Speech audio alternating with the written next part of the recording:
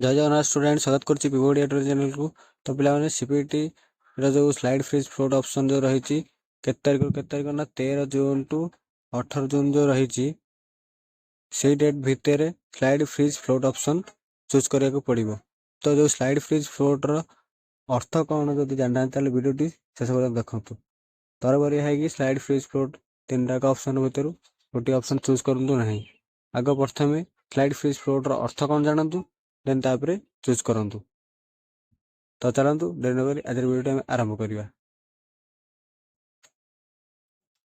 तो पे फ्रीजर अर्थ कौन ना जदि आप चयन होता आसन अर्थात उभय शिक्षानुष्ठान एवं पीजी सब्जेक्ट विषय सन्तुष्ट था तेज आप विकल्प चयन करेंगे। यही विकल्प चयन करापर आपण मैंने परवर्ती चयन प्रक्रिया भाग नहीं पारे ना। यही परिस्थिति में आपको स्क्रीन देखा एडमिशन फी देवाक पड़ो और एडमिशन प्रक्रिया को संपूर्ण करने इंटिमेशन लेटर रे उल्लेख थी समस्त आवश्यक दस्तावेज सहित चयन होता शिक्षानुष्ठान को जाई नामलेखा कार्य संपादन करने पड़ो।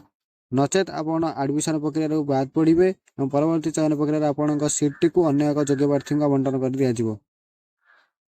तो पे फ्रीज ऑप्शन के माने चूज करेंगे ना। सपोज गोटे पिला प्रथम पकई उत्कल यूनिवर्सिटी ओडिया ऑनर्स रे, द्वितीय पकई रेभेन्सा, तृतीय पकई बीजेपी, चतुर्थ पकई राजधानी, पंचम पकई ओडिया यूनिवर्सिटी। तो सपोज ये पिलाटर 5 नंबर ऑप्शन टी आसला Odia university.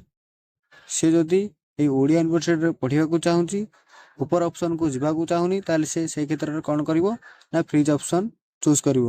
Freeze option choose कर सारा पर स्क्रीन देखा एडमिशन फी देवाक पड़ो एवं इंटिमेशन लेटर डाउनलोड करके डॉक्यूमेंट सहित डॉक्यूमेंट एवं इंटिमेशन नहीं कि ओडिया यूनिवर्सिटी शिक्षानुष्ठान को जाकि एडमिशन कर।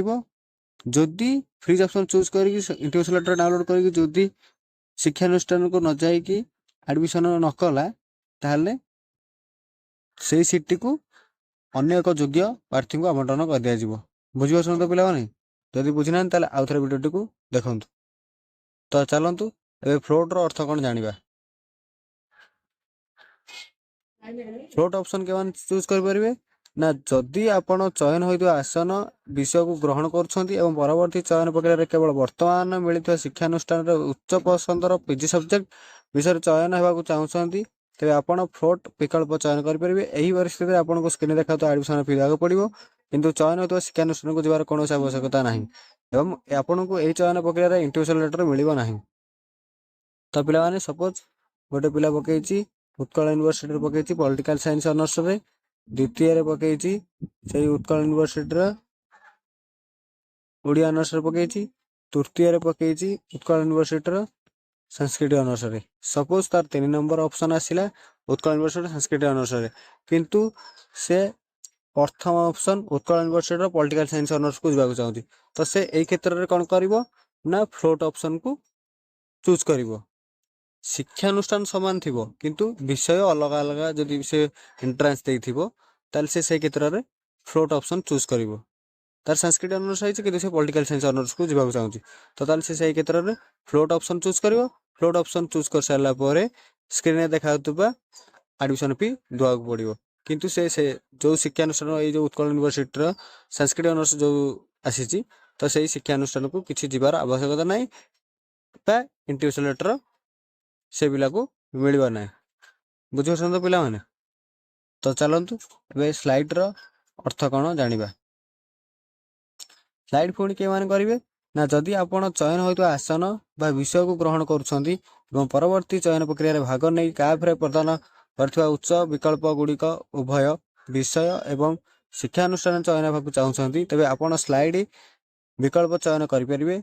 यह निमंते आपन को स्क्रीन में देखा एडमिशन फी देवाक पड़ो किंतु चयन होता शिक्षानुष्ठान को जीवार कौन आवश्यकता ना एवं आपन को यही चयन प्रक्रिया इंटिमेशन लेटर मिलना ना।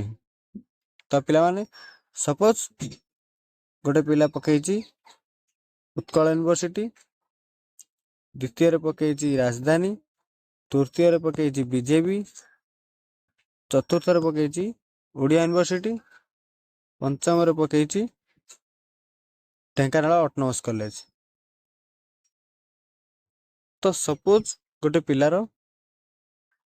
3 नंबर ऑप्शन आसिला बीजेपी कॉलेज किंतु से 1 नंबर ऑप्शन को जीवाक चाहूँची बा 2 नंबर ऑप्शन को जीवाक चाहूँची तो से क्षेत्र में कौन करिवो ना स्लाइड ऑप्शन को चूज करिवो बुझिपारछंती स्लाइड ऑप्शन चूज कर सारा पर स्क्रीन रे देखा जाउथबा एडमिशन फी दବାକୁ पड़िवो किंतु ये जो बीजेपी कॉलेज तार चूज होता फास्ट सिलेक्शन रे तो से सही कॉलेज को जीवार किसी आवश्यक नहीं इंटिमेशन लेटर मिलिबो नहीं बुझिपारछंत पिला माने जदि स्लाइड फ्रीज फ्लोटर अर्थ को लेकिन जदि किसी डाउट रही है मतलब कमेंट सेक्शन में कमेंट करेंगे तो यही सीपीटी इनफॉरमेशन जानापी चैनल को सब्सक्राइब करूँ एवं निज फोन रे किभली भाव में चॉइस लुकिंग करेंगे मु या परवर्ती वीडियो रे मु बनैकी आपको कहबी तो से पर्यंत चैनल को सब्सक्राइब कर रखि था तो रही धन्यवाद जय जगन्नाथ।